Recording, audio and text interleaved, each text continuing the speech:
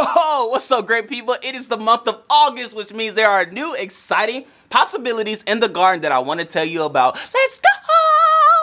What's up, beautiful people, and welcome to another episode of Don't Keep Up With the Joneses. Don't keep up with the Joneses. Don't keep up with the Joneses. Don't keep up with the Joneses. Don't keep up with the Joneses.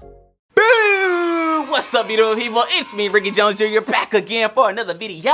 And like I said, we know it's the 1st of August, which means there are new possibilities, new growing opportunities in the garden that I want to share with you all today, and even talk through some things that I'm gonna do in the garden that you definitely want to be attuned of, aware of, and watchful for on this here channel. Now, just to name like 4 things at a time that we can grow in the garden, which they're all good things. And I say they're good things because these are things that I eat. These are things that my family consumes. Therefore, I believe and know that it's profitable for me to grow. And so the first 4 things are beans, broccoli, cauliflower, and collards, which I already did a video before talking about being able to start collards from seeds, which I have those bad boys right over there. They're a little leggy right now, so I'm not even going to show you all that. Quick question, if you have any tips, tricks, or ideas on how to grow from seeds so that your seeds aren't leggy, definitely let me know, because that has been my problem and dilemma that has been stifling me from my productivity.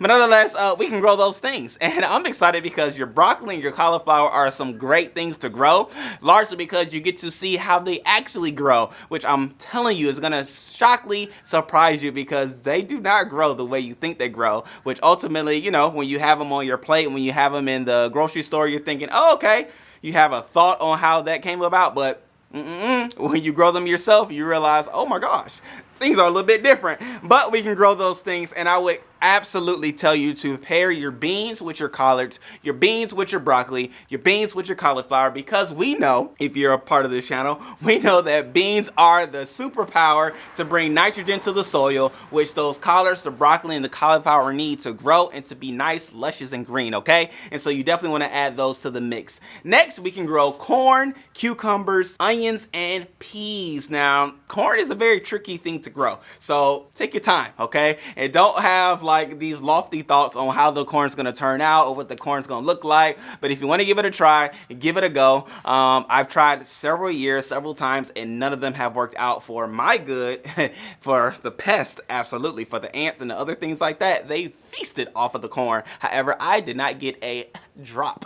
But nonetheless, you can also do cucumbers as well, which is a super vegetable. It's going to help you in so many different ways, so I definitely recommend you to do it. Now, if you have a trellis, or if you have stakes in the ground and things like that, or you have something that you can grow on, you definitely want to do your cucumbers. Support your cucumbers with those things, because they are going to grow, and they're going to grow fast, and you're going to have something for them to grow on, or else it's going to be a mess, okay? You don't want them to grow on the ground. They are a vining plant, which means that they're going to grow and stretch and grow and stretch and grow and stretch, and next thing you know, you're going to be like, oh my gosh, what do I do? What do I do? Where are they going to go, and why are they doing all of that? So cucumbers. And then onions are cool. Onions are cool because they are a root vegetable, okay? Or root, yeah, they're a vegetable, and meaning that to say that they grow underground, so you can co-plant them with other things, companion plant, which you're going to see that on this here channel, especially this month as I'm doing things in the raised beds, in the grow bags, as well as in the ground. And so you're going to see a lot of that companion planting taking place, and I definitely will do those things with onions and peas as well.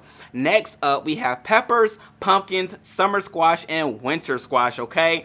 Now, I don't know the difference between winter squash and summer squash, other than the fact that there's a season name attached to it. But nonetheless, we can grow peppers and pumpkins. Now, it's cool to know that you should grow your pumpkins now if in the month of October you want to take part in the festivities that some of us know about, okay? And so grow now so that you can have fun later. That's the name of the game, okay? Always think in advance to the things that you want to enjoy, and take the time now to plant those things, okay? So even with the peppers, go for it, okay? And I mean all peppers: jalapeno peppers, bell peppers, sweet peppers, mild peppers, hot peppers, grow your peppers, okay? And even if you want to have hot sauces or things like that, peppers are the way to go about it, and you can grow those bad boys now, okay? I even know somebody that has a variety of over 122 peppers growing in their yard.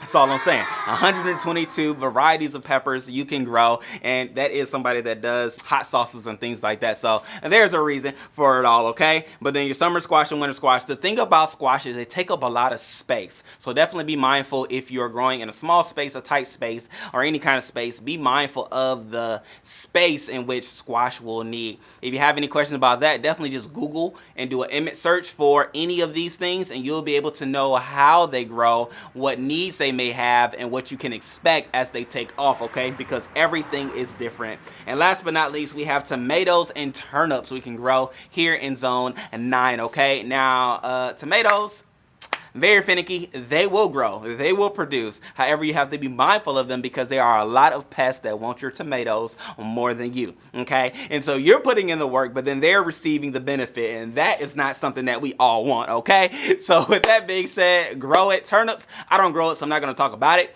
I tried to do some turnips. I tried to do radishes as well, which are kind of like in the same family, which are root vegetables. However, neither worked out. Well, actually, the turnips, well, not the turnips, the radish worked well. They grow fast and you like very beneficial and things like that. However, my family and I didn't partake in it, so we're not going to grow it. I say all that to say, grow what you eat, not necessarily what you want to see, okay? Because you're going to spend money, you're going to spend time taking care of these things, growing these things. So why not grow what you're willing to eat or what you will eat? But don't just grow just because you like seeing it or you want to just say, I can do it, boom, boom, boom. If you want something that is going to give you an immediate reaction, immediate satisfaction, grow beans. Beans are the superfood that will give you the benefit and satisfaction and excitement that you need to continue on because they grow fast, they live long, they can endure a lot of mistreatment, okay? So with that being said, great people, I love you all. I appreciate you all. I am oh so high even in the start of this day. However, I'm doing this for you because it is August 1st, which means new excitement and new opportunities and possibilities are before us, and I want you all to be a part of it. So with that being said, if you have any comments, definitely let me know in the comment section down below, and I'll be sure to check them out. And if not, in between time, peace. See you on the next videos, y'all.